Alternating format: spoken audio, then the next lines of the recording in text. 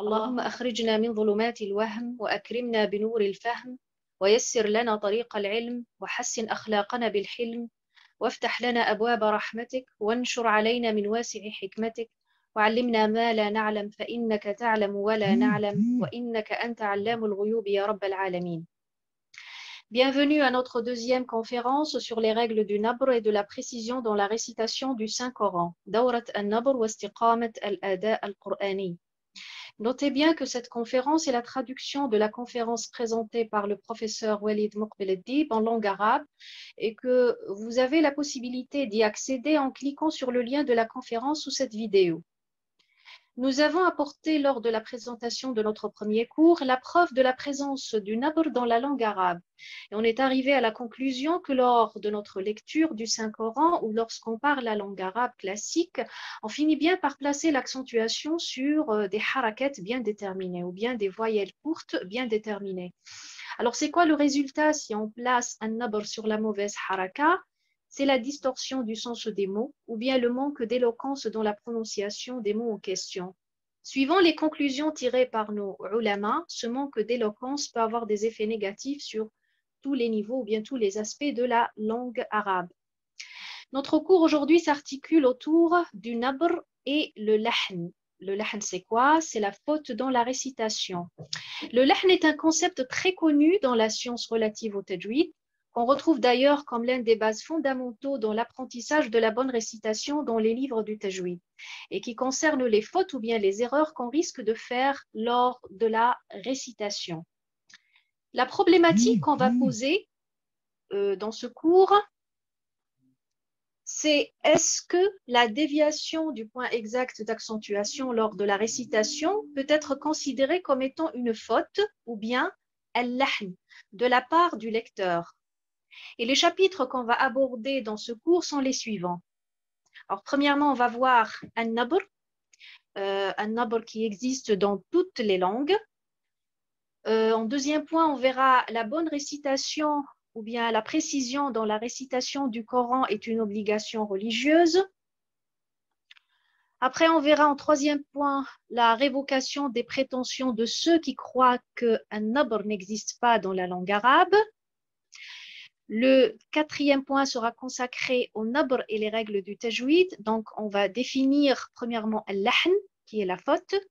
Puis après, on verra l'attitude des savants vis-à-vis du lahn. Et en dernier lieu, on verra la disposition relative aux deux types d'erreurs. Le cinquième point qu'on verra, c'est éviter la confusion. Comment éviter la confusion? Le dernier point, ce sera les normes de lecture établies par les savants des qira'at assurant une correcte récitation.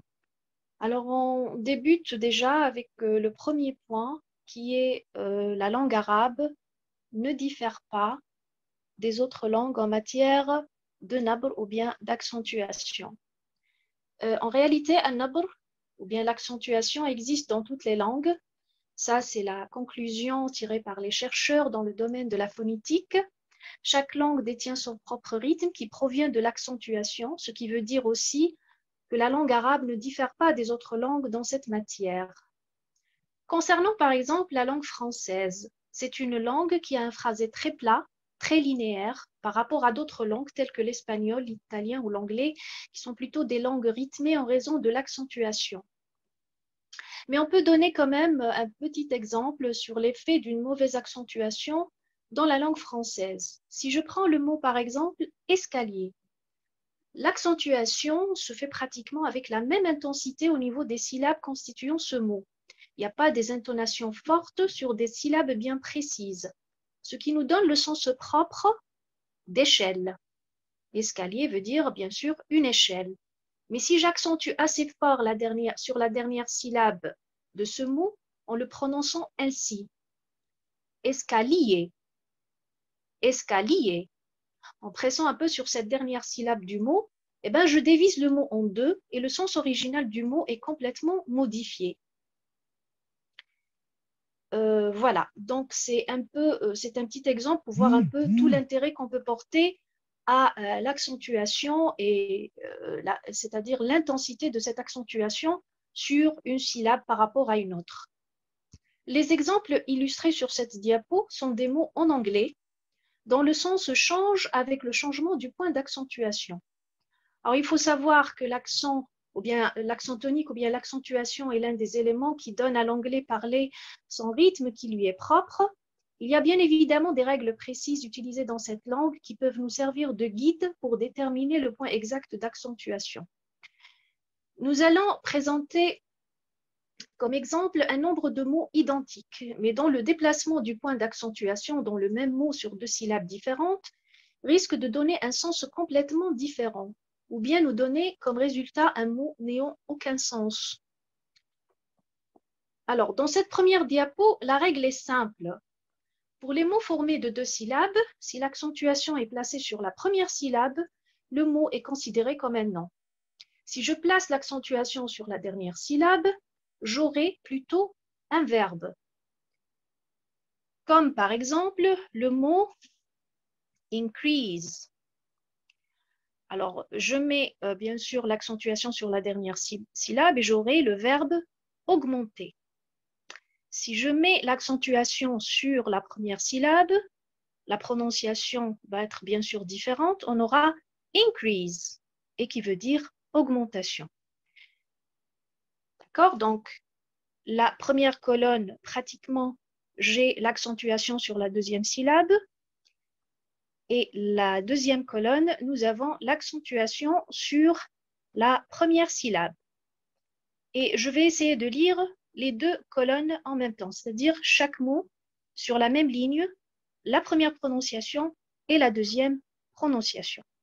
Voilà, donc nous aurons increase, increase, update, update, segment, segment, conduct, conduct, content, content, consort, consort.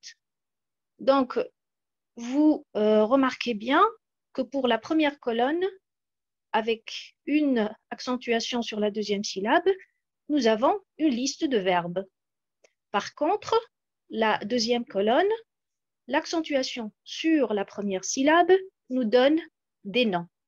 Alors, ça diffère. Parfois, c'est des noms, les noms des verbes, tout simplement comme augmenter, augmentation, actualiser, actualisation.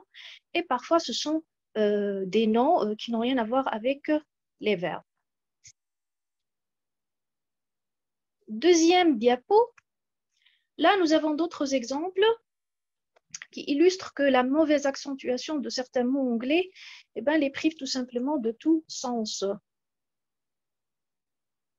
J'ai une accentuation, par exemple, la première colonne. Si je prends la première colonne, l'accentuation se fait sur la deuxième syllabe. Et pour la deuxième colonne, nous avons l'accentuation sur la première syllabe. Donc, la première colonne, c'est l'accentuation sur la deuxième syllabe. La deuxième colonne, c'est l'accentuation sur la première syllabe. Et voilà, donc vous avez le sens à côté de chaque mot. Le mot en question, il faut y avoir une accentuation sur la bonne syllabe pour donner le sens correct du mot. Parce que si je mets ou bien je place l'accentuation sur la mauvaise syllabe, je n'aurai aucun sens. Alors, je vais commencer juste par lire chaque mot sur la même ligne, la mauvaise prononciation et la bonne prononciation de chaque mot. Alors, nous avons insect, insect, context, context, morsel, morsel, rent, parent, include, include, obtain, obtain. Donc, vous voyez bien, chaque mot, il a une accentuation bien précise et il y a une seule façon de le prononcer, donc il n'y a pas deux prononciations pour le même mot, une seule façon de le prononcer pour donner le bon sens ou bien la signification de ce mot. Voilà. Donc la règle qu'on a vue déjà dans les exemples précédents, où le changement d'accentuation nous donne deux sens différents, pour cette règle, elle ne s'applique pas sur tous les mots, et certains mots qu'on vient de voir sur cette diapo, ils font exception à cette règle. Et si on place l'accentuation sur la mauvaise syllabe, eh bien, ça ne donne aucun sens. Et la langue arabe ne fait pas l'exception par rapport à la langue anglaise ou bien à d'autres langues rythmées. Il y a des règles bien précises relatives au nabr qu'on va apprendre dans nos prochains cours, Inch'Allah. On va passer à un point très important concernant la justesse dans la récitation du Coran est une obligation religieuse. Et pour ça, je vais appeler notre professeur Rahma pour nous lire le premier verset. D'accord. الذين آتيناهم الكتاب يتلونه حق تلاوته أولئك يؤمنون به ومن يكفر به فأولئك هم الخاسرون. Très bien, merci beaucoup, professeur Rahma, pour cette belle récitation. Alors, on va voir un petit peu le sens de ce verset très important. Allah subhanahu wa ta'ala dit « Ceux à qui nous avons donné le livre, qu'ils le récitent comme il se doit, ceux-là y croient, et ceux qui n'y croient pas sont les perdants. » Le compagnon du prophète, Abdullah ibn Mas'ud, a dit concernant ce verset « Walladhi nafsi biyadih, inna haqqa tilawatih, أن يحل حلاله ويحرم حرامه ويقرأه كما أنزله الله ولا يحرف الكلمة عن مواضعه ولا يتأول منه شيئا على غير تأويله. » Ce qui veut dire le dû de sa récitation, c'est-à-dire la récitation du Coran, c'est d'autoriser ce qu'il autorise et d'interdire ce qu'il interdit et de le réciter tel qu'il a été révélé par Allah le miséricordieux et ne pas modifier l'emplacement d'un mot et ne pas s'égarer en donnant une interprétation autre que celle qui lui est propre. Ce qui veut dire qu'on doit suivre les instructions d'Allah subhanahu wa ta'ala, ne surtout pas modifier les mots, et ça nous incite bien sûr à réciter les versets coraniques en respectant les règles du tajwid et les règles du nabr. Aussi, Allah Azza wa Jalla a dit, donc je vais appeler professeur Rahma pour nous lire le deuxième verset. فإذا قرأناه فاتبع قرآنه. Très bien, merci beaucoup, professeur Rahma. Le sens de ce verset, c'est quand donc nous le récitons, suit sa récitation. Et ça, c'est une instruction donnée par Allah subhanahu wa ta'ala, adressée au prophète sallallahu alayhi wa sallam, de réciter le Coran de la façon avec laquelle il lui a été révélé par le Saint-Esprit Jibril, qui lui, à son tour, l'a reçu de la part d'Allah subhanahu wa ta'ala. Et bien sûr, cet ordre ou bien cette instruction, elle nous concerne tous. Et il y a aussi une histoire très importante, un récit très important concernant le compagnon du prophète Ibn Mas'ud, qui nous explique mieux tout l'intérêt que porte ce verset. Alors, je vais rapporter ce récit en langue arabe, puis après, je vais présenter sa traduction en français. كان ابن مسعود يقرئ القرآن رجلا فقرأ الرجل إنما الصدقات للفقراء والمساكين مرسلة فقال ابن مسعود ما هكذا أقرأنيها رسول الله صلى الله عليه وسلم قال كيف أقرأكها يا أبا عبد الرحمن قال أقرأنيها إنما الصدقات للفقراء والمساكين. Donc, un jour, Ibn Mas'ud apprenait à un homme le Coran. Ce dernier l'a lu ainsi. Innama as-sadaqatu lil-fuqara'i wal-masakin. Sans respecter la règle du med al-muttasil ou bien l'allongement obligatoire au milieu du mot. Ibn Mas'ud a dit à cet homme, ce n'est pas de cette façon que le prophète sallallahu alayhi wa sallam me l'a apprise. Et l'homme lui demanda comment il l'a lu, Aba Abdurrahman. Il a répondu ainsi.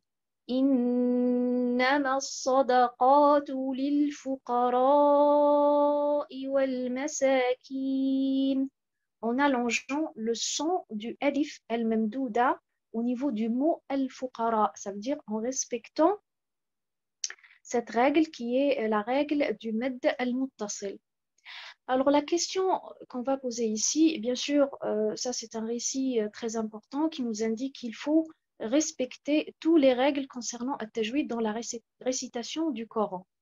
Mais il y a une question en réalité qui se pose, c'est le fait de lire en respectant la règle du med. Est-ce que ça risque de modifier le sens de la phrase? Eh bien, la réponse est non. Et malgré ça, nous sommes appelés à réciter le Coran comme il a été révélé par Allah le Tout-Puissant et comme il a été enseigné au prophète sallallahu alayhi wa sallam par le Saint-Esprit Jibril. L'imam Ibn al-Jazari a dit « Je n'ai pas entendu une récitation auparavant, mutawatira ou bien rare, shadda, où le med al-muttasil a été diminué de sa longueur. » Donc, il y a, c'est vrai, certes, le respect des règles du tajwid, il ne faut pas s'égarer de ces règles, même si le sens des mots nous paraît correct avec une récitation sans tajwid. Donc, il faut respecter ces règles concernant le tajwid et en même temps, il faut respecter les règles du nabr. L'imam Ibn al-Jazari aussi précise dans son livre Al-Nashr fi al-Qira'at al-Ashr que les règles qu'il faut observer afin d'avoir une récitation juste ne se limitent pas au respect des règles du med, par exemple l'allongement, ou bien la runna, qui est la nasalisation, ou bien d'autres règles du tajwid. Alors l'imam Ibn al-Jazari a dit dans ce livre qui est Al-Nashr fi al-Qira'at al-Ashr, le tajwid vient du mot racine jawwada, signifiant linguistiquement le fait d'améliorer ou de rendre meilleur. C'est l'embellissement, contraire à l'imperfection ou bien la défectuosité. C'est au fait embellir la lecture et réciter sans imperfection ou défaut dans la prononciation. C'est élever la façon de lire au top de l'embellissement. Sans doute, la nation musulmane, comme elle est appelée à vénérer Allah le Tout-Puissant par la compréhension des versets coraniques et par l'application de ses ordres, elle est appelée aussi à le vénérer par la correction de la prononciation de ces mots et d'essayer de les lire tels qu'ils ont été reçus des imams des qira'at, dont la lecture est rattachée à son excellence le prophète sallallahu alayhi wa sallam, utilisant bien la langue arabe classique, que nul n'a droit de s'en écarter ou bien utiliser une autre, c'est-à-dire un dialecte à sa place. Les gens dans tout ça se trouvent entre un bienfaiteur récompensé, un malfaiteur pécheur ou bien un pardonné. Donc l'auteur ici a divisé les gens en trois catégories. Nous avons le bienfaiteur récompensé, celui qui récite bien les versets coraniques en respectant les règles du tajwid et les règles du nabr. On a le malfaiteur pécheur qui connaît toutes les règles, mais qui fait exprès de ne pas réciter le Coran correctement, ou bien un pardonné, ça veut dire celui qui fait de tout son mieux, tout son possible pour pouvoir le réciter bien comme il faut, mais il n'y parvient pas. Donc, c'est-à-dire, il le fait de façon intentionnelle en réalité. Donc, nous avons ces trois catégories de gens que Ibn al-Jazari les a classés. Suivant leur façon de lire ou bien de réciter le Coran. Alors l'imam continue de dire alors celui qui a la capacité de corriger sa prononciation, mais il s'amuse soit par arrogance ou obstination à s'en tenir à une récitation imparfaite et dialectique, et il s'entête à ne pas demander l'avis d'un expert dans les qira'at et sans doute négligent et incontestablement fautif et trompeur. Puis l'imam nous rappelle le hadith du prophète sallallahu alayhi wa sallam qui est rapporté par Abu Ruqayya Tamim ibn Aus ad-Dari radiyallahu anhu, Il relate que le messager d'Allah, sur lui la paix et le salut, a dit: la religion, c'est la sincérité. Nous demandâmes envers qui? Il répondit: envers Allah, son livre, son messager, les imams des musulmans et les musulmans en général. Alors, ceux qui refusent toujours de reconnaître la nécessité du nabr dans la récitation du Coran doivent bien écouter les conseils de l'imam Ibn al-Jazari. Parce qu'en réalité, si on s'appuyait uniquement sur la compréhension de celui qui écoute, chacun peut lire le Coran à sa manière. Si par exemple un lecteur du Coran lit à la place du mot raïb et dit shak, celui qui l'écoutera comprendra bien le sens parce que le deuxième mot est synonyme du premier. Parfois, même si le lecteur du Coran lit les versets sans appliquer les règles du tajwid, celui qui écoute comprendra le sens de ces versets. Mais ça, ce n'est pas une excuse. Il faut réciter le Coran comme Allah l'a révélé à son prophète sallallahu alayhi wa sallam. Afin d'apporter plus de preuves à ce qu'on vient de présenter, nous allons démontrer avec un exercice basé sur la comparaison la nécessité du nabr. Nous allons faire une comparaison entre deux versets qui comportent des mots identiques en termes d'écriture, mais dont le sens est différent. Donc, nous avons ici deux colonnes.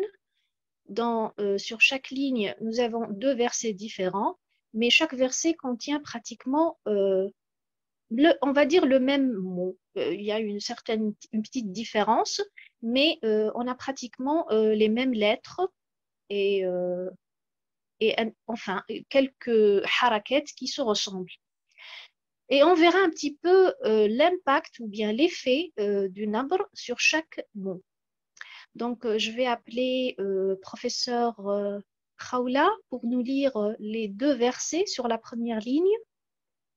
Oui, salam alaikum. Wa alaykum assalam wa rahmatullahi wa barakatuh. Bismillah. ما يبدل القول لدي وما أنا بظلام للعبيد. ما يبدل القول et non pas ما يبدل القول ولا تتبدل الخبيث بالطيب ولا تتبدل الخبيث et non pas ولا تتبدل الخبيث.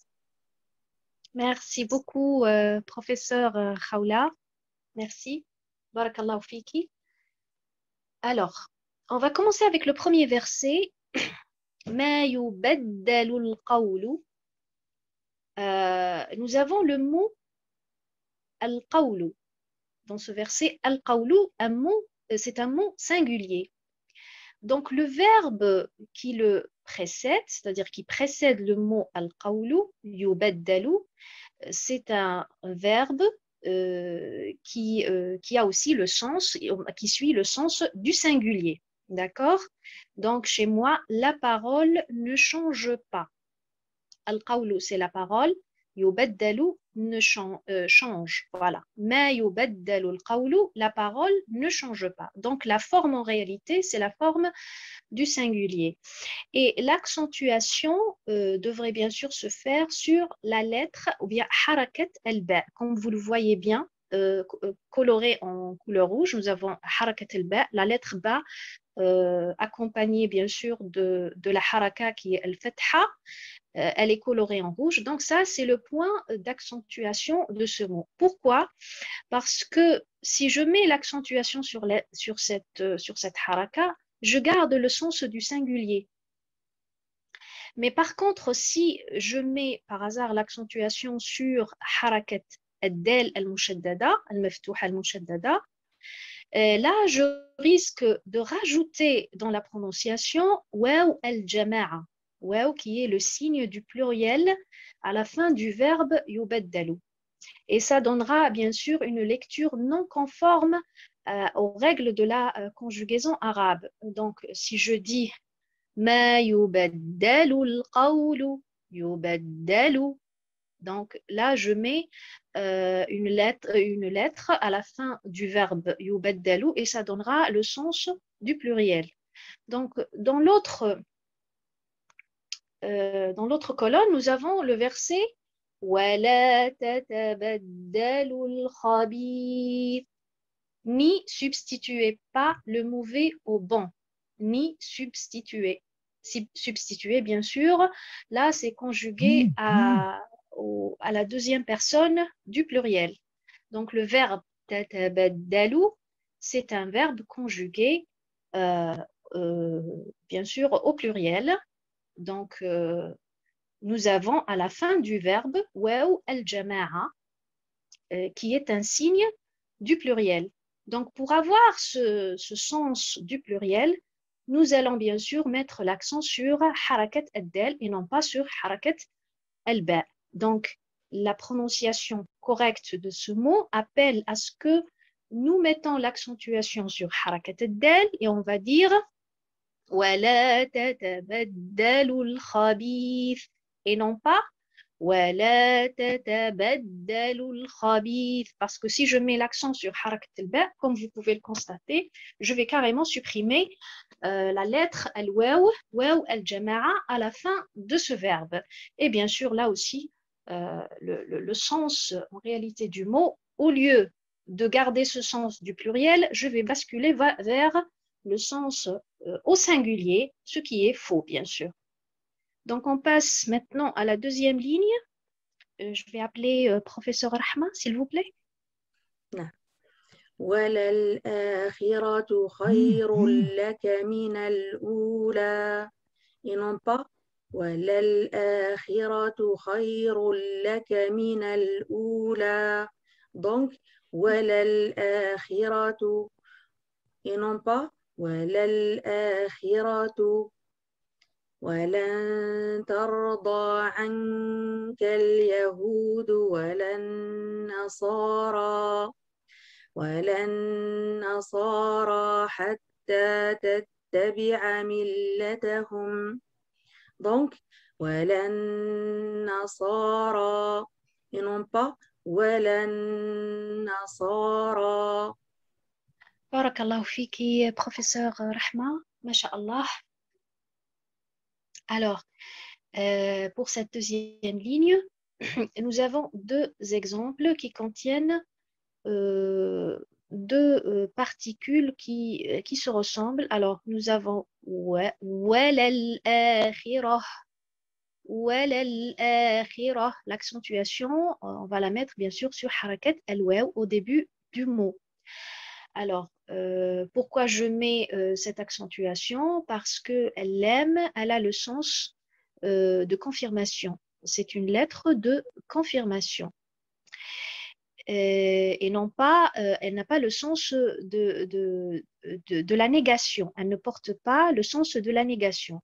Si je mets l'accentuation sur harakat al-lam, j'aurai وَلَلْآخِرَةِ. Wala. Donc, le sens là diffère du sens quand je mets l'accentuation sur harakat al-waw et je dis وَلَلْآخِرَةِ. Donc, on va voir un petit peu le sens du verset avec la bonne prononciation et la mauvaise prononciation. Quand je mets l'accentuation sur harakat al-waw, alors le sens du verset, ça nous donne la vie dernière est certes meilleure que la vie présente. Donc, je confirme que la vie dernière est meilleure que la vie présente. Mais si je mets l'accentuation sur harakat al-lam, j'aurai ça veut dire, là je donne un sens de négation, comme si je niais que le jour du jugement dernier, ou bien la vie dernière, n'est pas la meilleure que la vie présente. Donc c'est comme si je disais, la vie dernière n'est pas meilleure que la vie présente, ce qui est tout à fait faux, bien sûr. Si je passe au deuxième verset, donc nous avons pratiquement cette particule-là, les mêmes lettres, harf al-waw, accompagnées de harakat al-fatha, la, qui est accompagné de harakat al-lam, ce que nous avons vu déjà au début du mot akhira. Donc, wala, wala al-akhira. Donc, ça diffère bien sûr par rapport à la prononciation. Donc, c'est wala al-akhira et non pas wala al-akhira. Mais là, dans ce deuxième verset, la bonne prononciation, c'est bien sûr de mettre l'accentuation sur harakat al-lam. Pourquoi? Parce que al-lam ici, elle a un sens de la négation. Elle porte le sens de la négation et non pas de la confirmation. Donc, on va voir un petit peu la signification de ce verset avec la bonne prononciation et la mauvaise prononciation. On va comparer entre les deux. Donc, avec la bonne prononciation, nous avons ce sens. Ni les juifs, ni les chrétiens ne seront jamais satisfaits de toi jusqu'à ce que tu suives leur religion. Donc, ni les juifs, ni les chrétiens. Wala an-nasara, ni les chrétiens. Donc là, je nie que les chrétiens vont être satisfaits de toi. Mais si je mets l'accentuation sur harakat al-waw et je dis wala an-nasara, on va dire là, c'est une confirmation et non pas une négation. Voilà, donc ça c'est pour ces deux versets. Et bien sûr, on a vu la bonne accentuation et la mauvaise accentuation, ce qu'elle nous donne comme sens à chaque verset. Je vais appeler professeur Khawla pour nous lire la troisième ligne. استغفر لهم أو لا تستغفر لهم أو لا وليست et non pas أو لا النبي أولى بالمؤمنين من أنفسهم أولى et non pas أولى. Barakallahu fiki, professeur Khawla. Voilà, donc nous avons ici un exemple très intéressant parce que les lettres là ici elles sont très apparentes. Dans le premier verset, nous avons istaghfir lahum awla. Nous voyons bien que la lettre concernée par l'accentuation est colorée en rouge. Donc, et elle marque ici, elle porte la signification de la négation. Donc, c'est aou plus la. Aou plus la. Donc, c'est la préposition aou qui veut dire ou bien. La, c'est non, la négation. Donc, on va voir un petit peu le sens du verset en question. Donc, que tu demandes pardon pour eux ou que tu ne le demandes pas. Ou que tu ne le demandes pas. Donc, aoula, ici, c'est ou ne. Voilà. C'est-à-dire, là, on va voir un petit peu, suivant la disposition dans le verset en question, aoula, où est-ce qu'elle se positionne? C'est ou ne. Voilà.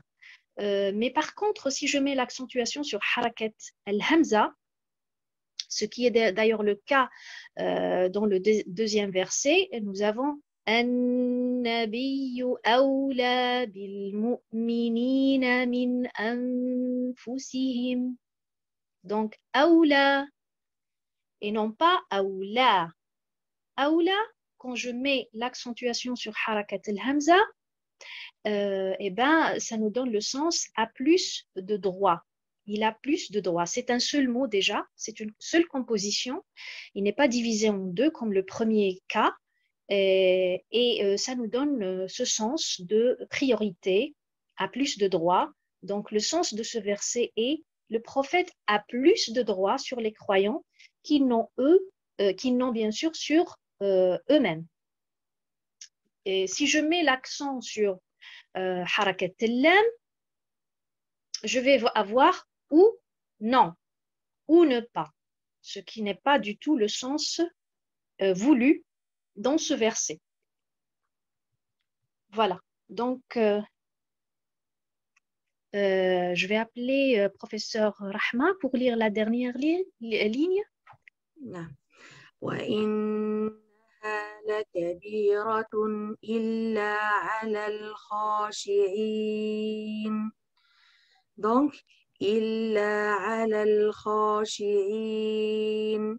et non pas إلا على الخاشعين. إلا تنصروه فقد نصره الله. Alors, إلا تنصروه et non pas إلا تنصروه. Très bien, barakallah fik, professeur Rahma. Voilà, on arrive alors à cette ligne. Nous avons, si vous le constatez bien, nous avons le même mot. On va dire, c'est les mêmes lettres. Illa, harakat al-hamza, la, lam avec alif mamdouda et harakat al-fatha, lam mushaddada. Mais comment on va lire cette combinaison de lettres? Alors, est-ce que c'est une combinaison de deux mots? Est-ce que ça constitue un seul mot? Donc, on va voir. Pour le premier verset, nous avons وَإِنَّهَا لَكَبِيرَةٌ إِلَّا عَلَى الْخَاشِعِينَ. إِلَّا. L'accentuation se place au niveau de harakat al-hamza. Car le mot illa désigne en réalité l'exception. Donc, on va voir un petit peu le sens de ce verset pour voir où se place ce mot. Et chercher secours dans l'endurance et la salat. Certes, la salat ou bien la prière est une lourde obligation, sauf pour les humbles. Sauf. Donc, c'est une exception. Sauf pour les humbles. Voilà le sens en réalité du mot illa. Et avec l'accentuation sur harakat al-hamza, j'ai un seul mot, c'est un seul bloc. Donc, ce n'est pas une combinaison entre deux mots. Par contre, le deuxième verset, il commence avec illa. Donc, comment je vais le prononcer? Je le prononce ainsi, illa, et non pas illa. Pourquoi? Eh bien, tout simplement parce que le sens du verset, c'est quoi? Si vous ne lui portez pas secours, c'est-à-dire si vous ne portez pas secours au prophète sallallahu alayhi wa sallam, Allah l'a déjà secouru. Donc, si vous ne lui portez pas, donc où est-ce qu'on retrouve ce illa? Illa, c'est si, ne. Pourquoi? Parce que c'est une combinaison entre deux mots. Nous avons in plus la. Alors, si, ne, qui marque ici l'hypothèse d'un fait. Si vous ne portez pas secours au messager d'Allah. Donc, on ne place pas l'accentuation sur harakat al-hamza parce que sinon, on aura un seul mot qui veut dire à l'exception ou bien sauf porter secours. Non, donc ça n'a pas de sens. Donc, il a, si vous ne lui portez pas secours. Voilà, donc vous voyez bien, alors dans le premier verset, on dit illa et non pas illa. Dans le deuxième verset, on dit, c'est-à-dire la bonne prononciation, c'est de dire illa et non pas illa. Voilà, donc ça c'est pour notre exercice. J'espère que c'était assez clair pour vous. Nous allons voir maintenant an-nabr et les règles du tajwid. Donc, comme je l'avais déjà énoncé au début, concernant al-lahn, c'est quoi al-lahn? Donc, on va voir un petit peu sa définition. Sur le plan linguistique, le terme lahn, c'est la faute. Et ce terme, en réalité, il a plusieurs sens dans la langue, notamment. Il veut dire l'erreur ou la déviation de l'exactitude. Par contre, le sens technique, nous avons al-lahn, il veut dire c'est les erreurs commises lors de la lecture dans la langue arabe, soit dans la prononciation de ces lettres, les lettres de cette langue, ces règles de grammaire et de conjugaison, ou bien le sens de ces mots. Bon, alors, ce qui nous intéresse le plus, c'est de voir un petit peu la définition du lahn par les savants, parce que ce terme, il est très utilisé. C'est un concept d'ailleurs qu'on retrouve le plus souvent dans les livres du tajwid et pratiquement c'est l'une des bases les plus importantes pour quelqu'un qui débute par exemple dans ses études dans le domaine du tajwid. Alors, la définition, c'est quoi? C'est une faute qui déforme la prononciation d'un mot, causant une déviation des règles du tajwid. Causant quoi? Une déviation des règles du tajwid. Et nous avons ici deux types en réalité de lahn. Donc, nous avons ce qu'on appelle al-lahn al-jali et nous avons al-lahn al-khafi. Donc, al-lahn al-jali, c'est l'erreur évidente et al-lahn al-khafi, c'est l'erreur subtile. Donc, al-lahn en général, il concerne les fautes de prononciation au moment de la récitation du Coran et c'est le fait de s'éloigner de la prononciation correcte dans la tilawa. Al-lahn al-jali, c'est quoi? Cette erreur évidente, c'est la faute causée par le lecteur lorsqu'il dévie de la justesse dans la récitation du Saint-Coran de façon très claire, de façon apparente, déformant le sens ou non du mot. Cette erreur est facilement détectée, repérée par les savants de la tilawa et même les non-savants, ceux qui ignorent en réalité les règles du tajwid. Alors, cette erreur se produit par exemple si on prononce une lettre à la place d'une autre, ou bien une haraka, comme par exemple la fatha, kasra ou dhamma à la place d'une autre. Si par exemple je lis le mot as-sabiroun, à la place de ce mot, je lis as-sabirin. Donc vous voyez, il y a une différence. La différence, elle est repérable ici parce que j'ai échangé, j'ai modifié un peu une lettre. J'ai mis une lettre à la place d'une autre. Donc c'est ya al-maddiya. J'ai mis ya al-maddiya à la place de la lettre al-waw al-maddiya. Donc as-sabirin, ça c'est faux. J'aurais dû lire as-sabiroun. Donc premièrement, il y a une déformation du mot en question parce que j'ai mis une lettre à la place d'une autre. J'ai mis une haraka à la place d'une autre aussi. Harakat al-ra, elle devrait être madmouma alors que j'ai mis al-kasra à la place. Et encore par rapport aux règles du tajwid, la première prononciation qui est as-sabiroun, la lettre ra, elle est beaucoup plus emphatique, en forme emphatique. Mais lorsque je lis as-sabirin, là j'ai un petit peu affini la lettre ra, d'accord? Donc les règles du tajwid ici diffèrent et c'est une faute très apparente. Même celui qui ignore les règles du tajwid, il peut très bien là repérer l'erreur. Nous avons le deuxième type qui est al-lahn al-khafi, l'erreur subtile. Alors c'est quoi l'erreur subtile? C'est l'erreur qui cause un changement de prononciation sans changer le sens du mot et concerne de manière générale les erreurs de tajwid. Elle est surtout détectée par les savants de la tilawa, ceux qui ont reçu ce savoir de la part des grands ulama et performants de la récitation coranique. Donc pour ce deuxième type d'erreur, généralement ceux qui ignorent les règles du tajwid n'arrivent pas à détecter l'erreur. Et elle se produit par exemple si la nasalisation n'est pas prononcée, ça veut dire le runna, si elle n'est pas prononcée à sa place. Si par exemple le temps d'allongement des harakat n'est pas respecté, comme par exemple dans la riwaya de Warsh, al-Moudoud, dont la plupart du temps sont allongés de 6 temps. Et si le récitateur manque à cette règle, celui qui ignore les règles de cette riwaya ne détectera pas cette erreur.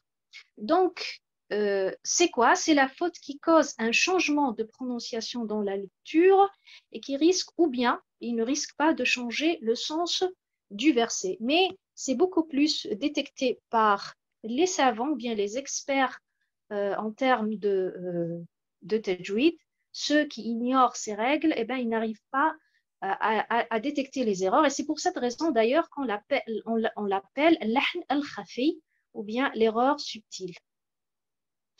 Alors la disposition relative aux deux types d'erreurs.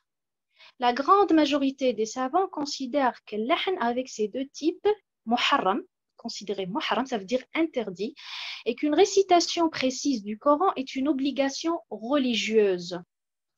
Nous sommes appelés par la loi divine à améliorer notre récitation du Coran parce qu'Allah Jalla Jalaluh nous a ordonné lui-même dans son livre en nous disant وَرَتِّلِ الْقُرْآنَ تَرْتِيلًا. Il nous appelle à réciter le Coran lentement et clairement.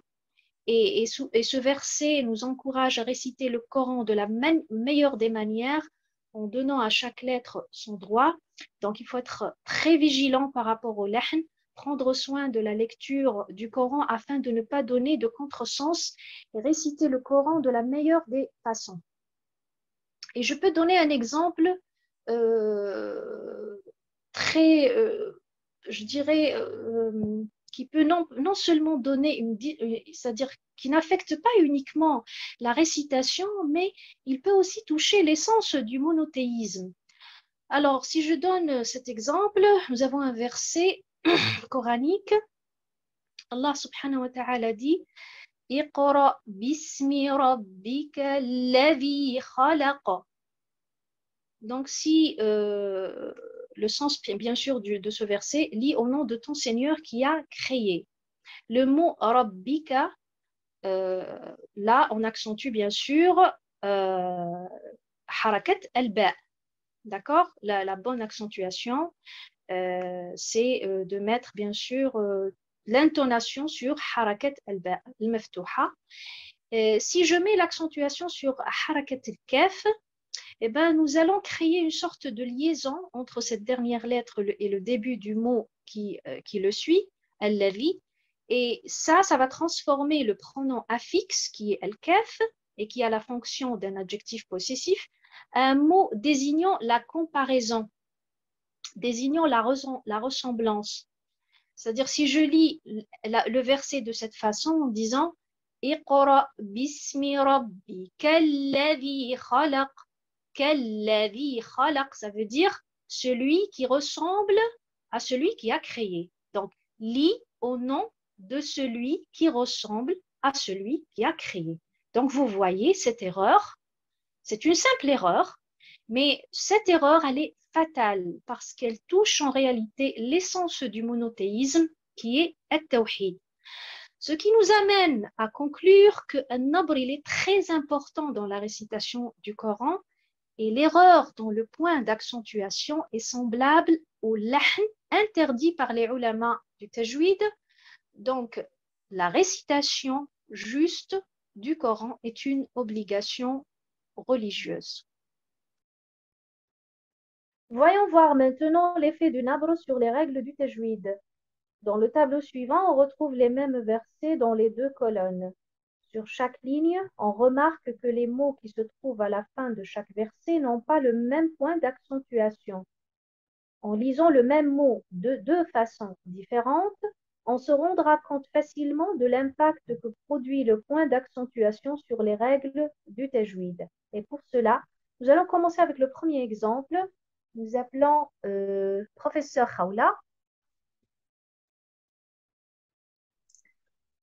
تلك آيات الله نتلوها عليك بالحق et non pas بالحق. Barakallahu fik, professeur Khawla. Donc, comme vous l'avez constaté, la lecture de ce mot, elle diffère suivant le point d'accentuation. Donc, avec la première lecture, avec l'accentuation sur harakat al-ha, en disant bil-haqq. Cette accentuation, en réalité, elle nous préserve l'une des qualités qui caractérisent la lettre al-qaf,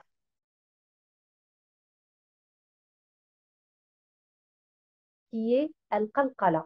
C'est la rance. Non seulement elle lui préserve cette qualité, mais en plus de ça, elle préserve aussi à la dernière lettre cette écriture qui est doublée. Nous avons une lettre doublée à la fin de ce mot. Donc, étant donné que c'est une lettre doublée qui porte deux soukoun, donc nous avons al-qalqala qui est au degré le plus haut. Donc l'accentuation en réalité, cette accentuation sur harakat al-ha, elle ne nous préserve pas uniquement le qalqala, mais elle la préserve à son degré le plus haut, étant donné que nous avons deux lettres à la fin de ce mot qui sont accompagnées de deux soukoun. Par contre, la deuxième prononciation, en accentuant sur harakat al-ba, ça nous donne bil-haqa. Bil-haqa. Donc, vous remarquez très bien que al-qalqala, ou bien la résonance, elle perd son plus haut degré et elle s'affaiblit pour devenir vraiment très faible. C'est à peine qu'on arrive à l'intercepter. Bil-haqa. C'est vrai que la lettre al-qaf, elle garde cette qualité qui est al-qalqala, mais elle est faible en réalité.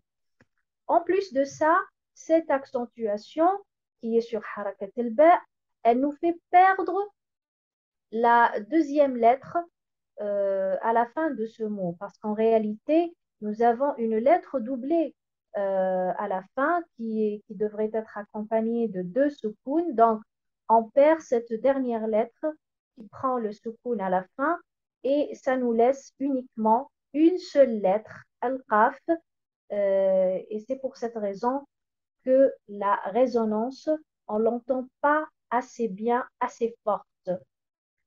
Voilà, donc ça c'est pour le premier exemple. Deuxième exemple, professeur Khawla.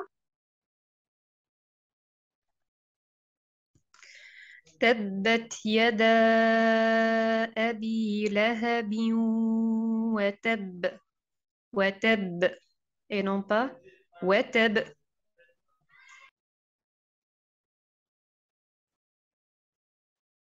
Barakallahu fik, professeur Khawla. La même chose pour cet exemple, nous avons l'accentuation sur harakat at-ta dans le mot watab. Watab. Cette accentuation aussi préserve la qualité qui caractérise la lettre al-ba, cette qualité qui est aussi la résonance. Donc, comme nous avons à la fin de ce mot deux lettres successives qui portent un soukoun, c'est une lettre doublée, c'est la même lettre, al-ba. Donc, c'est pour cette raison que nous avons al-qalqala ou bien la résonance à son plus haut niveau. Watab, watab, pardon, watab. Par contre, la deuxième prononciation où on met l'accent sur harakat al-waw, eh ben, ça nous donne cette prononciation watab, watab. Donc, comme vous pouvez le constater, harakat al-ba, pardon, elle garde aussi cette qualité de qalqala, mais elle est faible. Elle est à un degré faible par rapport à la première prononciation. Pourquoi? Parce que cette prononciation, elle nous fait perdre at-tashdid à la fin de ce mot. Elle nous fait perdre une lettre à la fin de ce mot qui est al-ba as-sakina. Voilà. Donc, nous avons deux prononciations différentes.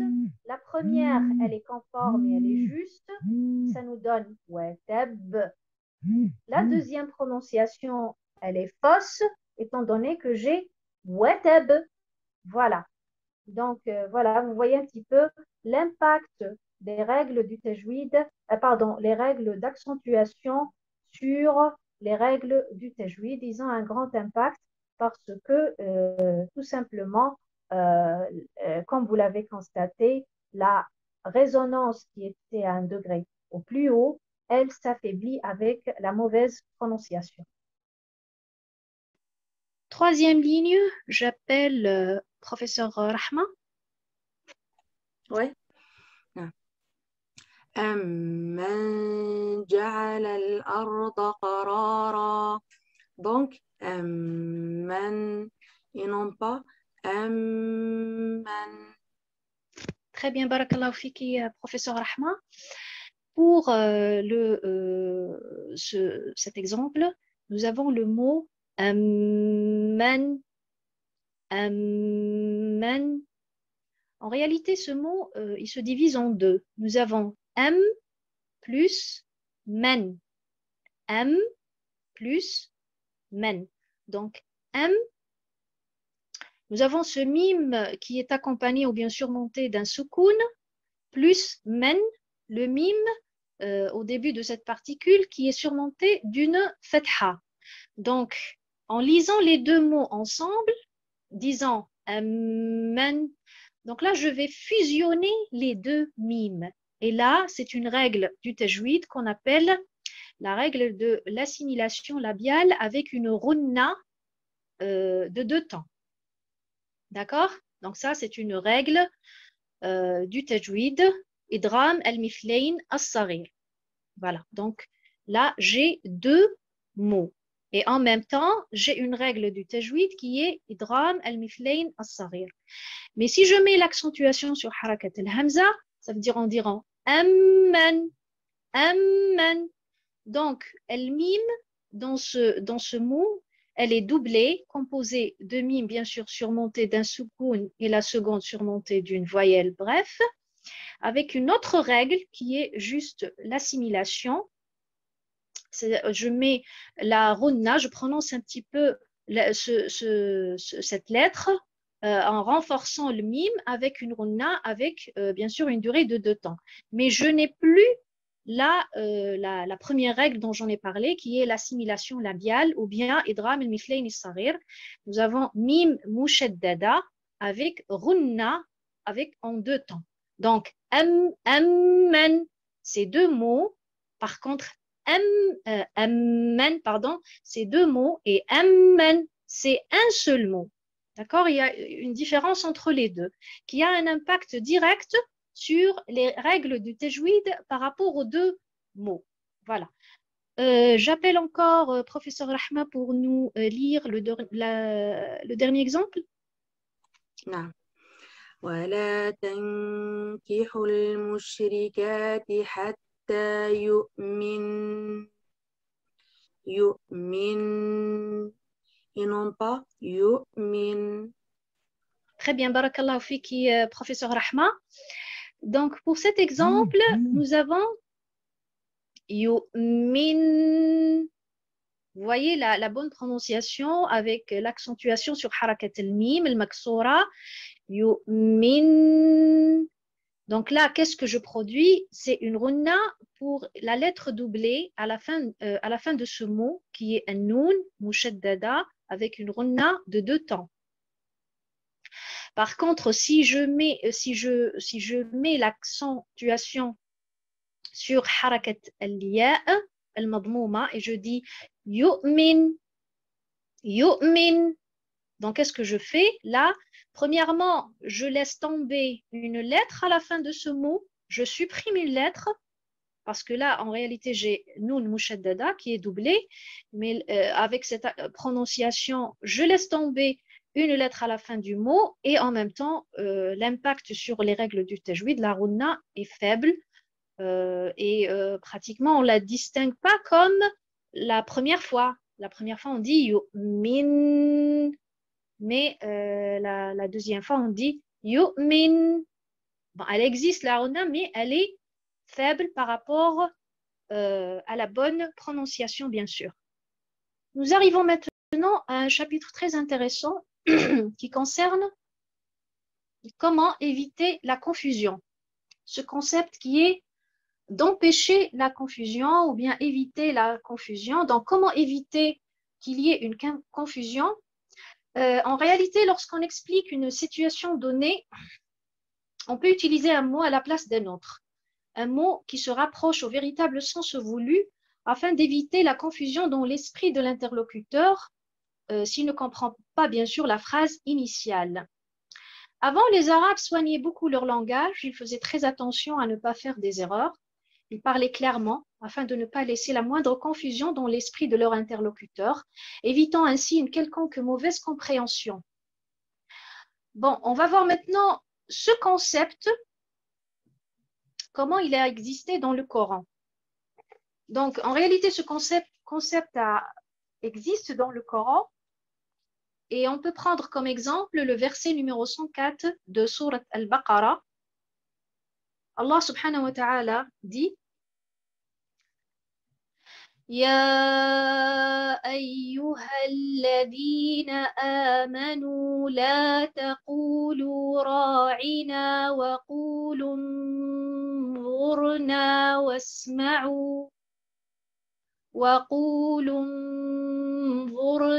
واسمعوا وللكافرين عذاب أليم.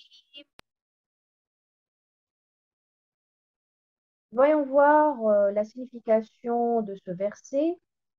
Ô vous qui croyez, ne dites pas ra'ina, favorise-nous, mais dites unzurna, regarde-nous, et écoutez, un châtiment douloureux sera pour les infidèles. Dans ce verset, Allah le Tout-Puissant ordonne les fidèles à ne plus prononcer le mot ra'ina, malgré que le sens de ce mot dans le dictionnaire arabe n'est pas mauvais et ne porte pas un sens négatif.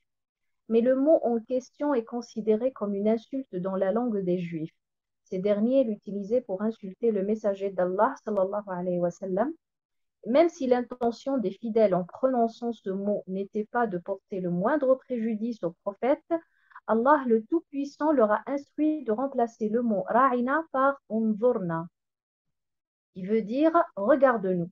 Et suite à cela, la confusion s'est éliminée. La raison de cet ordre divin d'interdiction était de pousser les Juifs à s'abstenir de prononcer ce mot, car leur seul but était d'insulter le messager d'Allah, que le salut et la paix soient sur lui. Et avec l'application stricte des fidèles de cet ordre, les Juifs se sont eux aussi interdits de prononcer ce mot. Dans la Sunna, alors, l'application de ce concept aussi, on la retrouve dans la Sunna. Il faut savoir que dans la Sunna, nous avons des exemples très clairs sur le devoir d'éviter la confusion. Notre prophète et notre maître, sallallahu alayhi wa sallam, lorsqu'il enseignait les fidèles, il utilisait toujours le style dites et ne dites pas, faites et ne faites pas. Par exemple, il a dit dans l'un de ses hadiths, La tasubbu ad-dahra fa inna Allaha huwa ad-dahr. N'injuriez pas le temps, car c'est Allah qui est le temps. Alors, la raison de cette interdiction, en réalité, vient du fait que les Arabes avaient l'habitude d'insulter le temps en cas d'événements malheureux, comme la mort, la vieillesse, la perte d'un bien ou d'autre. Ils disaient quel temps décevant. Ou bien ils utilisaient d'autres expressions pour insulter le temps. Et c'est pourquoi le prophète, sallallahu alayhi wa sallam, a dit « N'injuriez pas le temps, car c'est Allah qui est le temps. » C'est-à-dire, n'insultez pas l'auteur de ces malheurs, puisque si vous le faites, vous viserez Allah, car il en est le vrai auteur. Et le temps, en réalité, lui, il ne produit absolument rien, puisqu'il fait partie de l'ensemble des choses créées par Allah, le Tout-Puissant. Le prophète, sallallahu alayhi wa sallam, rajoute aussi وَلَا يَقُولَنَّ أَحَدُكُمْ لِلْعِنَبِ الْكَرْمِ فَإِنَّ الْكَرْمَ الرَّجُلُ الْمُسْلِمِ. Que personne de vous n'appelle le raisin al-karm, car al-karm désigne l'homme musulman.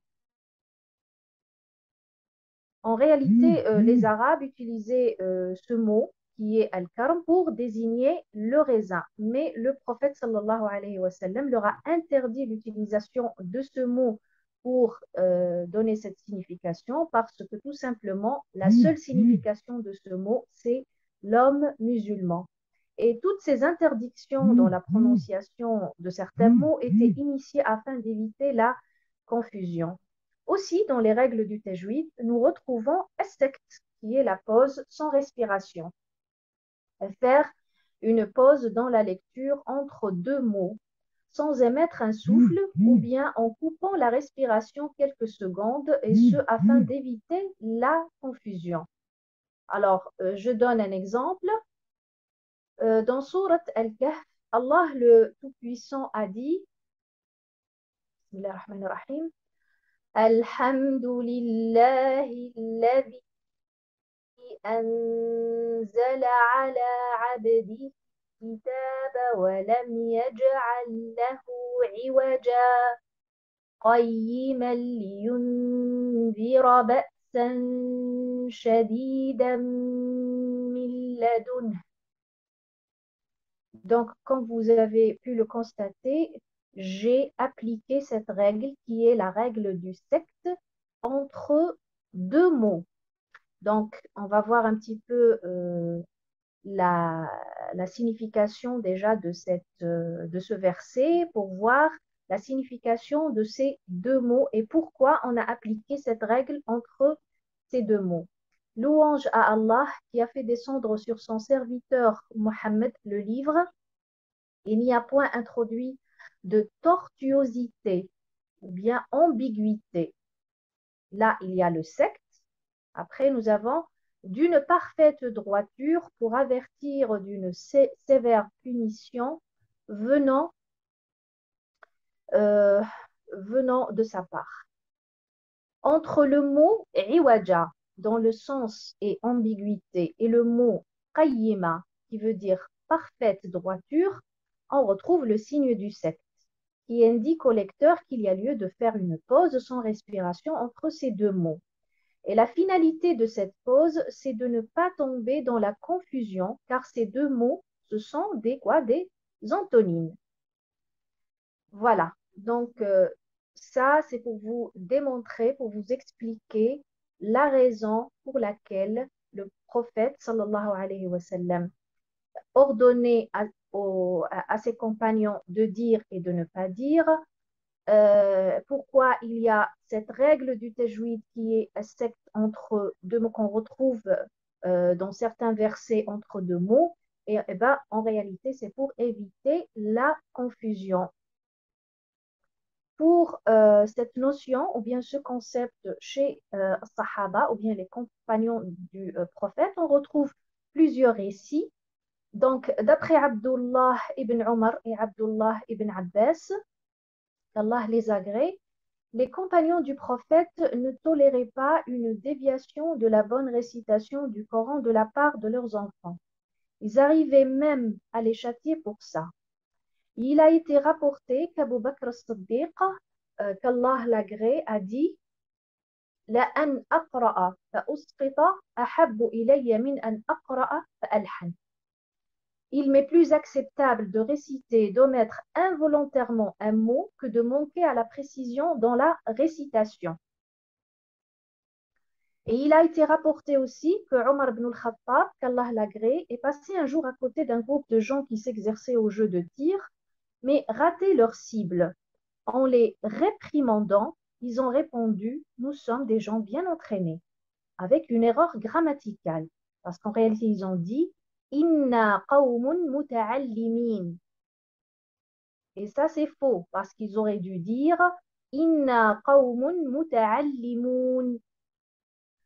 Alors, il s'est mis en colère en leur disant « Votre faute grammaticale est plus fâcheuse que vos lancers ratés. Wallahi la khata'ukum fi lisanikum ashaddu alayya min khata'ikum fi ramyikum ». Donc, al-lahn était intolérable chez les anciens. La raison pour laquelle les règles du nahw, les règles de la grammaire, ont été mises en place. Et c'était plus particulièrement afin de préserver le Saint-Coran de l'imperfection dans sa lecture par les nouveaux convertis en islam venant de pays étrangers et éviter suite à cela une mauvaise interprétation des textes coraniques. Il faut savoir que lorsque l'islam s'est répandu dans les contrées arabes et non arabes, de nombreuses personnes qui se sont converties en islam n'avaient pas l'habitude de prononcer les lettres et sons arabes. Aussi, le Coran était récité avec de nombreuses erreurs et des distorsions apparurent, ce qui poussa les savants qui craignait la perpétuation de ces erreurs, a rédigé les règles et fondements qui permettent encore aujourd'hui la prononciation juste du Coran, telles que les règles de grammaire et du tajwid. Aussi, les Arabes étaient fiers de leur langue et ils n'ont pas accepté l'infiltration des erreurs ou bien al-lahn dans leur langue. Mais le point de départ qui a poussé à cette révolution était l'histoire d'un bédouin qui, lors de son passage à Médine, il a entendu un homme mal réciter un verset coranique. Et à cause d'une erreur grammaticale, le sens du verset avait complètement changé. Le verset en question, c'est le verset numéro 3 de Sourate At-Tawbah. Allah subhanahu wa ta'ala dit وَأَذَانٌ مِّنَ اللَّهِ وَرَسُولِهِ إِلَى النَّاسِ يَوْمَ الْحَجِّ الْأَكْبَرِ أَنَّ اللَّهَ بَرِيءٌ مِّنَ الْمُشْرِكِينَ وَرَسُولُهُ. Alors, le verset, ça, c'est la prononciation ou bien la récitation correcte du verset. Notez bien qu'à la fin de ce verset, le mot wa rasuluh, la lettre lam, elle est surmontée de la haraka qui est ad-dhamma. Par contre, l'homme en question qui a récité ce verset, eh ben, il a récité de façon incorrecte en disant وَأَذَانٌ مِّنَ اللَّهِ وَرَسُولِهِ إِلَى النَّاسِ يَوْمَ الْحَجِّ الْأَكْبَرِ أَنَّ اللَّهَ بَرِيءٌ مِّنَ الْمُشْرِكِينَ وَرَسُولِهِ. Voyez bien, la faute réside où? Eh bien, dans la haraka de la lettre lam. Au lieu de mettre dhamma, l'homme dans sa récitation, il a surmonté lam avec harakat al-kasra, ou bien il a accompagné la lettre lam avec harakat al-kasra. Donc, voyons voir l'interprétation des deux prononciations, c'est-à-dire le verset tel qu'on l'a prononcé de façon juste et de la façon incorrecte qui a été bien sûr récitée par cet homme. Donc, la façon correcte donne cette interprétation et proclamation aux gens de la part d'Allah et de son messager au jour du grand pèlerinage qu'Allah et son messager désavouent les associateurs. Par contre, la mauvaise lecture par le concerné a déformé complètement le sens du verset. Ça nous donne Allah désavoue les associateurs et son messager.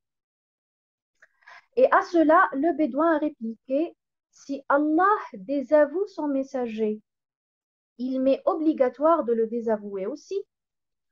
Lorsque l'incident a été rapporté au Khalife Omar ibn al-Khattab, il a corrigé l'erreur au bédouin, puis il a donné l'ordre que nul ne s'aventure à enseigner les gens le Coran, sauf s'il est connaisseur de la langue arabe et de ses règles.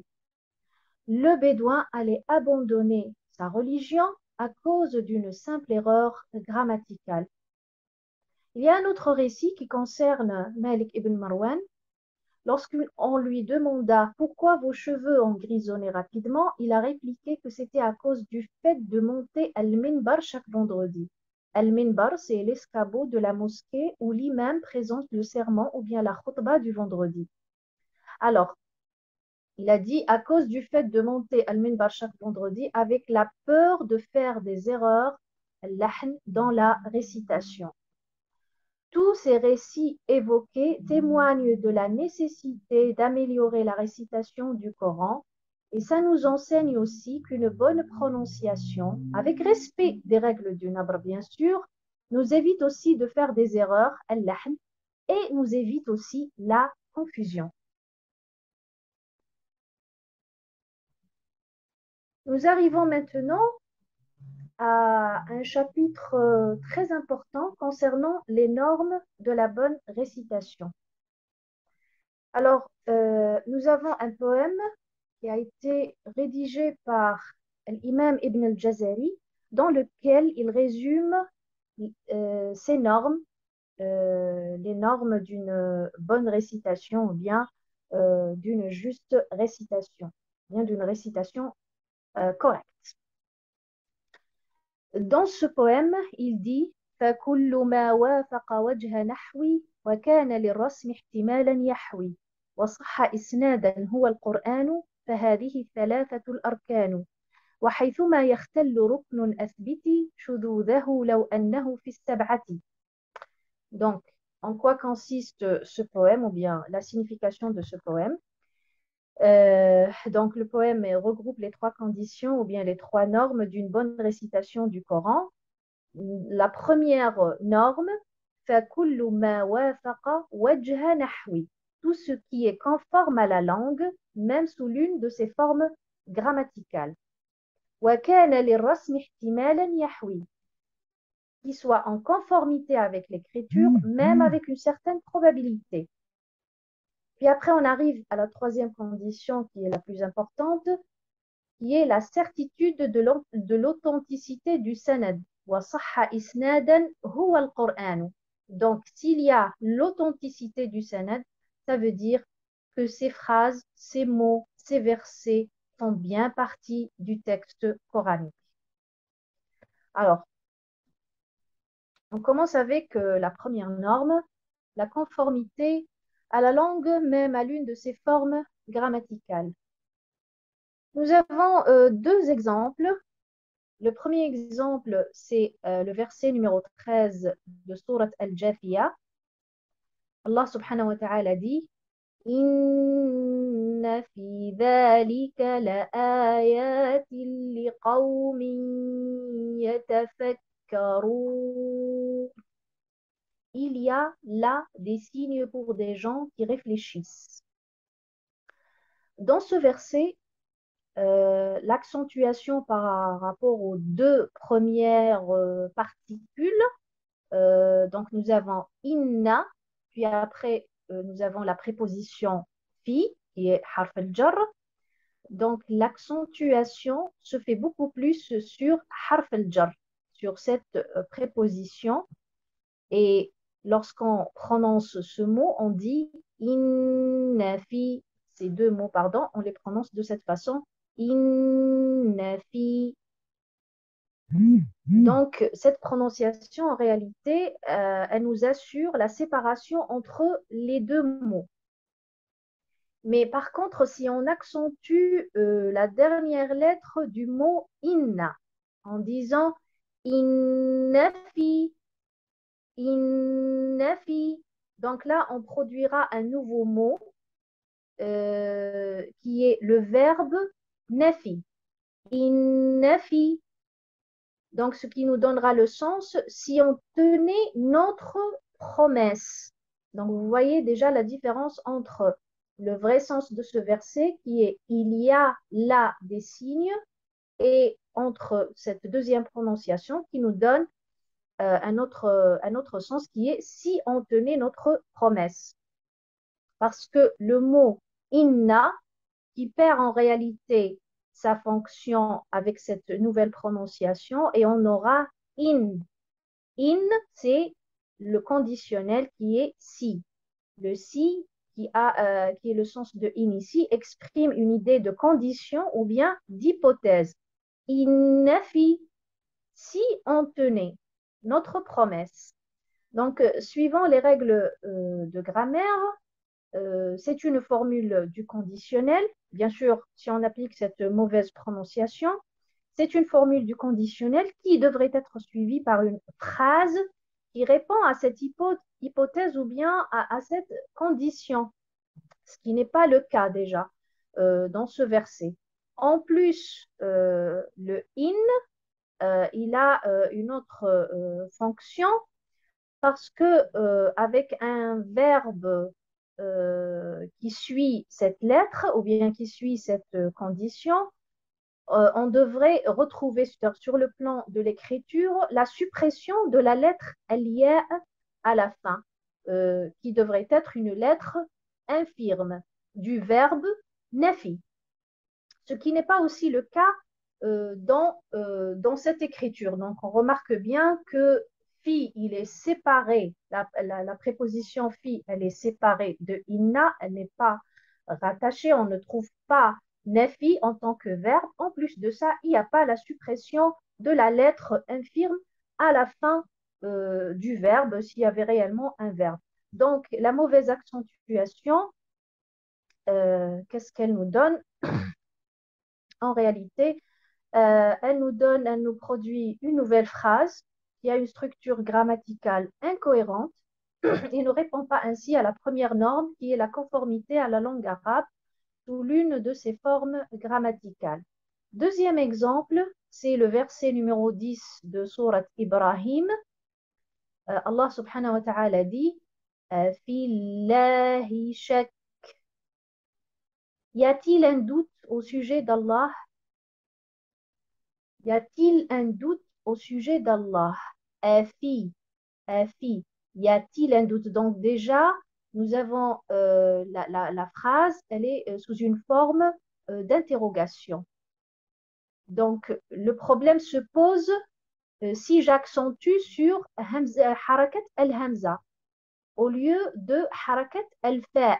Parce que lorsque j'accentue, je mets l'accentuation sur harakat al-fa, je vais séparer entre al-hamza, qui est hamzat al-istifham, et la préposition fi.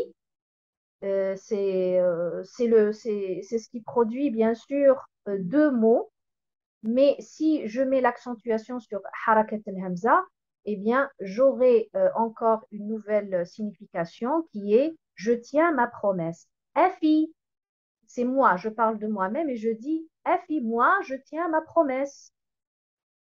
Les règles de grammaire ne sont pas respectées aussi car nous avons au début du verset un verbe conjugué à la première personne du singulier, puis après nous avons le nom Allah qui suit après, qui avec une déclinaison de la kasra à la fin, nous avons harf al-ha, la lettre al-ha à la fin du mot Allahi qui est surmonté d'une kasra, ce qui sous-entend que ce mot est précédé par une préposition qui est harf al-jar et non pas par un verbe.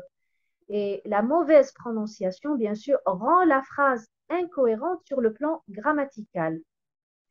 Donc, ne pas pratiquer les règles du nabr risque de rajouter de nouveaux mots qui n'existent pas dans le dictionnaire arabe, comme le mot falam.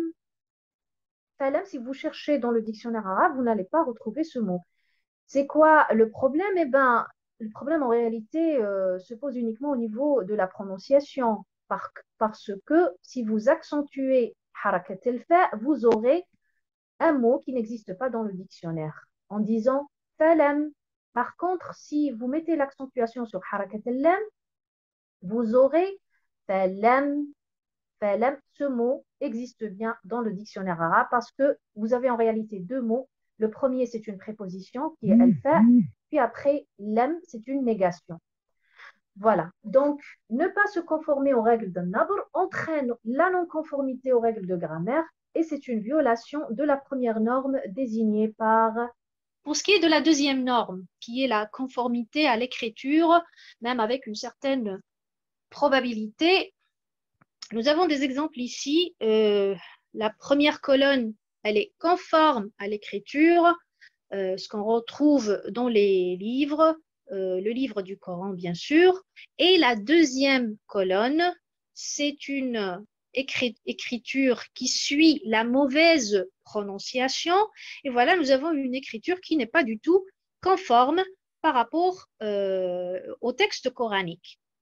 Je vais appeler professeur Khawla pour nous lire la première ligne avec la bonne prononciation et la mauvaise prononciation. بأكواب وأباريق وكأس من معين وأباريق et non pas وأباريق. Barakallahu fiki, professeur Khawla, merci pour cette récitation.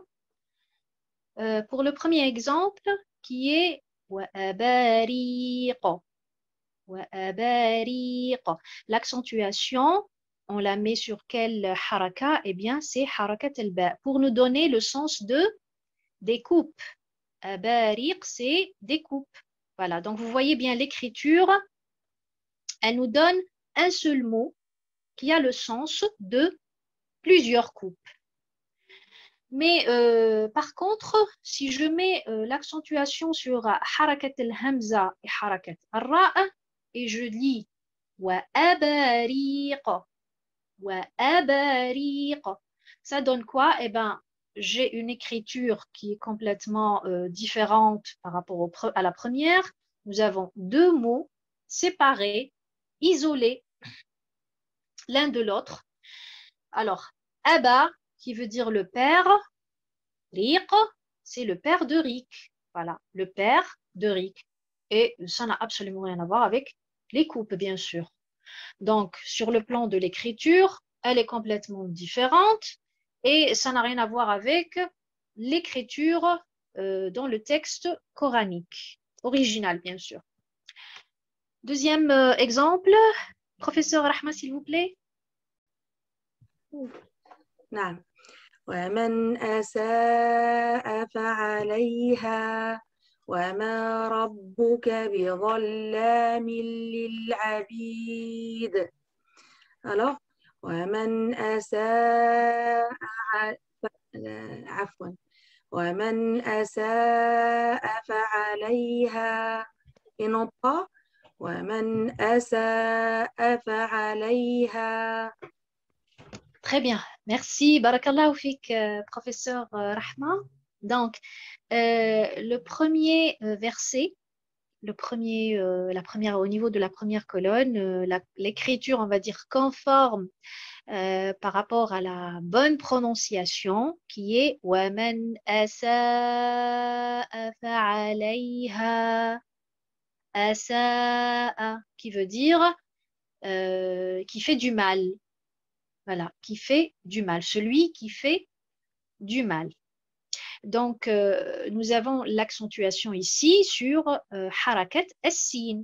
Asa'a. Si je mets l'accentuation sur harakat al-hamza, la première, puis après harakat al-hamza, la deuxième, hein, les deux en même temps. Donc, je vais avoir وَمَنْ أَسَاءَ وَمَنْ أَسَاءَ فَعَلَيْهَا. Asa, ça veut dire celui qui est affligé. D'accord? C'est plus le sens qui a fait le mal. Celui qui est affligé. Afa'alayha, donc la lettre Hamza, elle va se rattacher directement vers, elle était à la fin du premier mot, et ben elle va se rattacher, elle va faire une petite liaison directe et se coller au mot qui la suit, fa'alayha, donc, et elle va se transformer en Hamzat al-Istifham, qui est une forme d'interrogation. Donc, vous voyez déjà sur le plan de l'écriture, ça modifie complètement l'écriture, cette mauvaise prononciation, et bien sûr le sens qui suit avec, qui est complètement déformé. Le troisième exemple, professeur Khawla.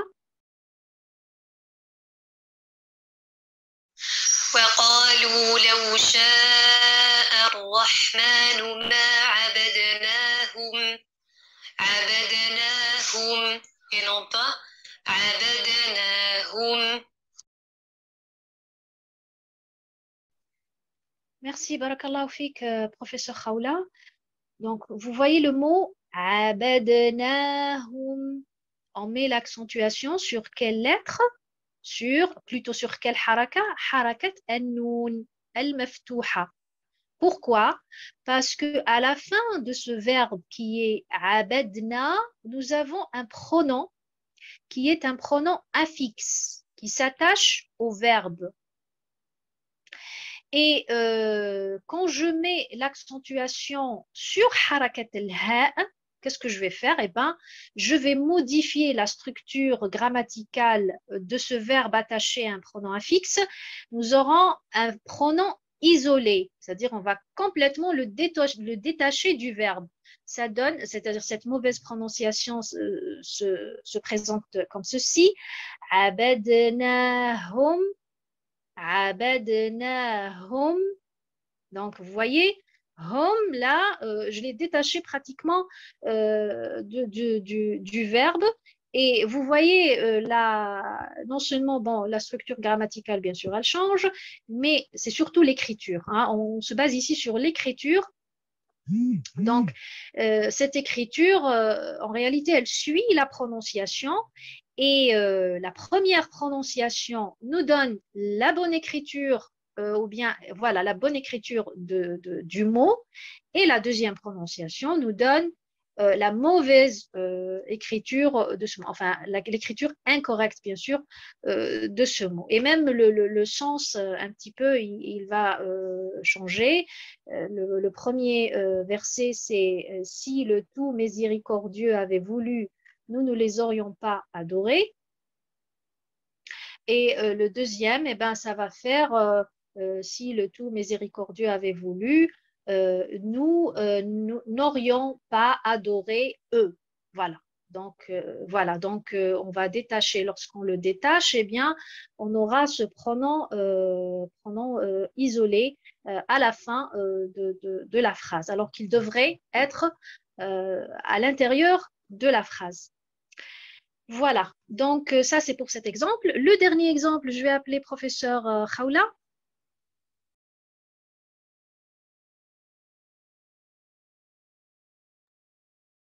فبدل الذين ظلموا قولا غير الذي قيل لهم فبدل الذين et non pas فبدل الذين.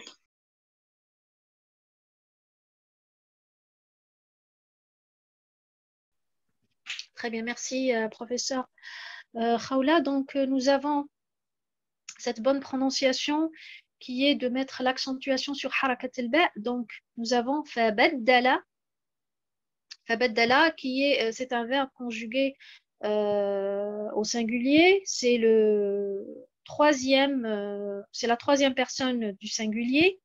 C'est-à-dire c'est comme j'ai dit, c'est comme si j'avais dit il substitué. Voilà, il substitué.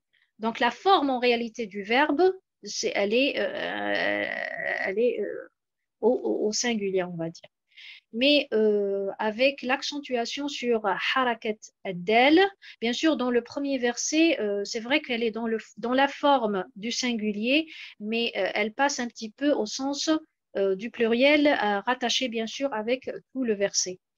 Par contre, dans le deuxième, la deuxième avec la deuxième prononciation, qui est une prononciation incorrecte, si je mets l'accentuation sur harakat ad-dal,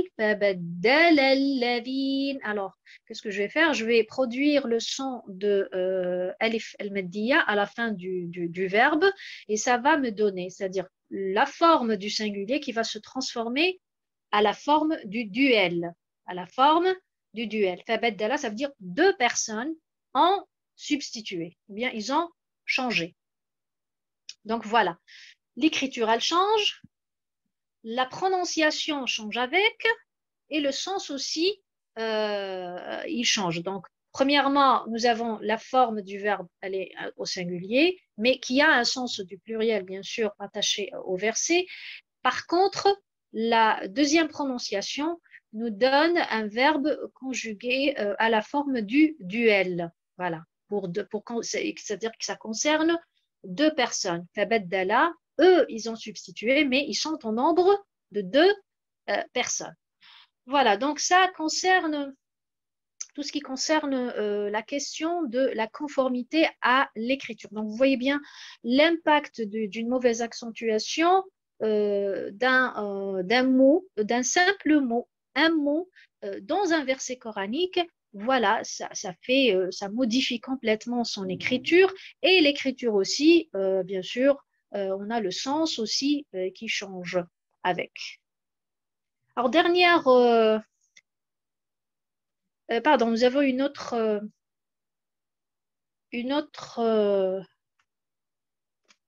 diapo concernant la conformité à l'écriture, même avec une certaine probabilité. Je vais appeler professeur Rahma pour lire la première ligne. نعم.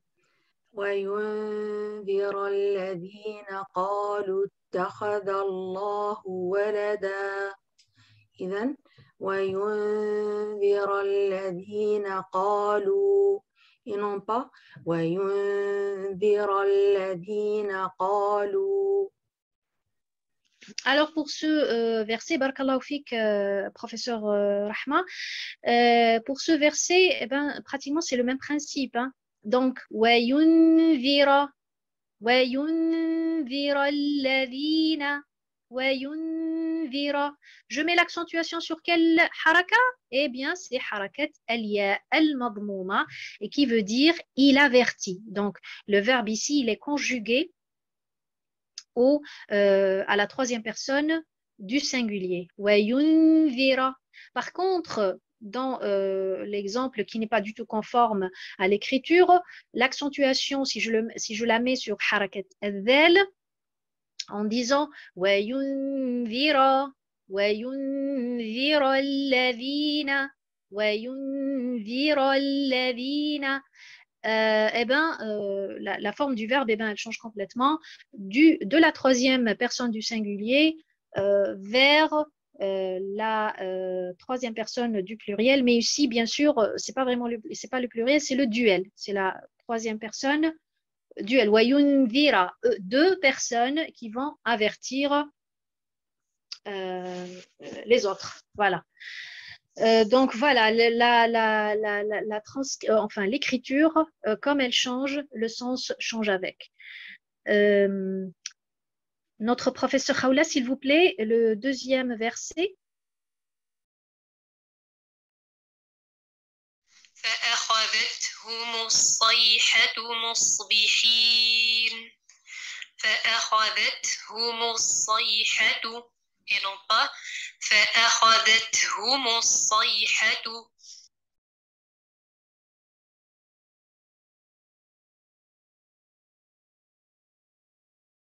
Très bien, barakallahu fik, professeur Khawla. Donc nous avons l'écriture conforme, bien sûr, avec le texte coranique. Nous avons فأخذتهم الصيحة, en mettant bien sûr ou bien en plaçant l'accentuation sur harakat al-dhal. D'accord? Donc en plaçant l'accentuation sur harakat al-dhal, ça préserve le mot. Il n'y a pas le risque de produire le son d'une lettre, d'une nouvelle lettre à la fin de ce mot. Par contre, la deuxième prononciation, l'accentuation sur harakat al-ha al-madmouma, eh ben, ça nous produit malheureusement un nouveau mot à la fin du verbe. Ça veut dire si je dis فأخذتهم فأخذتهم فأخذتهم الصيحة. En mettant l'accent sur harakat al-ha, vous remarquez très très bien que, c'est-à-dire avec cette prononciation, même l'écriture, elle suit avec la prononciation bien sûr, et ça me donne une écriture qui n'est pas du tout conforme à l'écriture du texte coranique. Professeur Khawla, s'il vous plaît, le troisième exemple.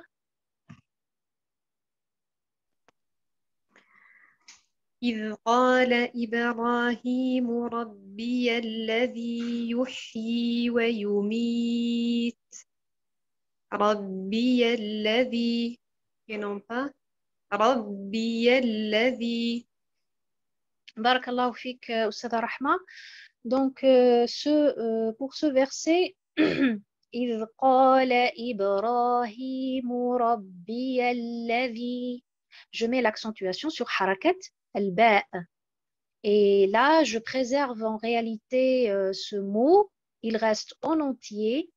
Nous avons l'ya à la fin, c'est un pronom affixe, il est bien rattaché au mot. Mais si je mets l'accentuation sur harakat al-ya, par accident, par erreur ou de façon intentionnelle, donc j'aurai إذ قال إبراهيم ربي الذي الياء se transforme alors de sa première fonction en tant que pronom fixe vers une interjonction d'interpellation. Ya, c'est pour appeler quelqu'un, on va dire. Ya alladhi. Donc déjà, elle se détache du mot Rabbi et devient à elle seule une particule qui désigne, qui a la fonction bien sûr d'interpellation. Et voilà, nous avons une forme qui n'est pas du tout, bien une écriture qui n'est pas du tout conforme à l'écriture du texte coranique. Le dernier exemple, أستاذة professeur Khawla.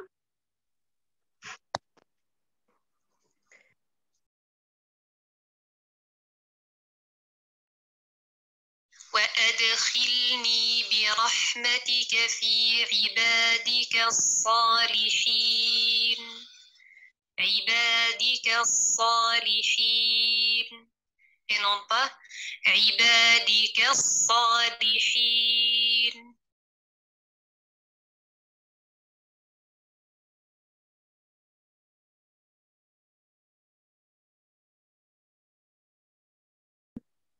Barakallahu fiki, professeur Khawla. Donc, nous avons ici le terme ibadika, en mettant l'accentuation sur harakat al-dal. Je laisse le mot comme ça en un seul bloc avec ibadika. Donc, le kaf ici, c'est un pronom affixe rattaché au mot ibadi. Ibadika, ibadika salihin. Si je mets l'accentuation sur harakat al-kaf, eh ben, je vais détacher harakat al-kaf de sa position originale. Je transforme sa fonction d'un pronom affixe vers une fonction d'un mot qui désigne la ressemblance. عبادك الصالحين وأدخلني برحمتك في عبادك الصالحين. Donc, vous voyez un petit peu l'accentuation et l'effet de cette accentuation sur la prononciation déjà du mot. Le sens du mot, déjà, il change complètement, il diffère. Et aussi l'écriture, bien sûr, qui change. Nous avions al-kaf qui était un pronom affixe attaché au mot ibadi. Eh ben, il va s'attacher au mot kas-salihin. Et cette écriture, bien sûr, elle est fausse et elle n'est pas conforme à l'écriture du texte coranique. Donc ça, c'est pour la deuxième norme. Donc nous avons vu jusqu'ici deux normes. La norme, la première, c'est-à-dire se conformer à la langue, même à une forme, à l'une de ces formes grammaticales. La deuxième, se conformer aussi à l'écriture, même avec une certaine probabilité dans le texte coranique. Donc, nous arrivons maintenant à la troisième norme qui est l'authenticité du sanad. Nous vous présentons ici le verset numéro 28 de Sourate Az-Zumar. Je vais appeler notre professeur Khawla pour nous lire ce verset. قرآنا عربيا غير ذي عوج لعلهم يتقون. Barakallahu fik, professeur Khawla. La signification de ce verset, un Coran en langue arabe dénué de tortuosité afin qu'il soit pieux. Dénué de tortuosité. Voilà. Donc, le Saint-Coran a été préservé par Allah subhanahu wa ta'ala et ceux qui récitent le Coran sont appelés à le réciter avec précision. Est-ce qu'on peut avoir le moindre doute que notre prophète n'a pas récité le Coran comme il l'a reçu de la part d'Allah le Tout-Puissant? Bien entendu que non. Le Saint-Coran nous a été rapporté par des chaînes de transmission fiables passant par le prophète d'Allah et remontant jusqu'à Allah le Tout-Puissant. Ces chaînes de transmission nous garantissent la similitude de la lecture coranique du dernier maillon jusqu'au premier. Cette dernière norme est déterminante car même si le récit est conforme aux règles de grammaire et à l'écriture arabe et n'est pas conforme au Sened, le récit n'est donc pas authentique et ne peut être reconnu comme étant du texte coranique. Et celui qui ose le prétendre est coupable d'un péché majeur, qu'Allah nous en préserve. J'espère que ce cours vous a été bénéfique. Nous vous remercions pour votre attention. Grand merci à nos professeurs Khawla et Rahma pour leur aide précieuse. On se verra au prochain cours, Inch'Allah. Subhanakallahumma wa bihamdik. Ashhadu an la ilaha illa ant. Astaghfiruka wa atubu ilayk.